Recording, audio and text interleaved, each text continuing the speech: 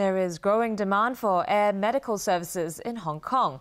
But instead of hiring full-time medical workers to cater to the needs of the public, the government flying service recruits volunteer doctors and nurses to provide emergency services in the air. Vicky Kung tells us why. Dr. Vicky Kung is a full-time accident and emergency specialist at a public hospital. In his spare time, he hops onto government flying service helicopters to provide urgent medical assistance, mainly to stranded hikers and patients living on remote islands. I don't view it as a job, actually. It's a sort of volunteer service, and I like volunteer service. And together with my interest in aviation, I like to fly, then that makes this perfect for me. Wu is one of the 50 volunteer doctors and nurses who received special training to provide air medical services. But they are on duty only on certain days of the week.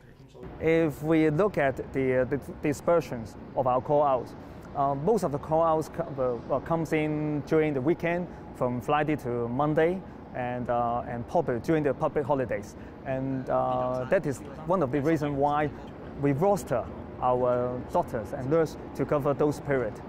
In 2012, the Government Flying Service, or GFS, airlifted more than 1,800 patients to hospitals. That's almost 200 more than in 2011. So with the increase in demand, why didn't GFS employ full-time medical workers?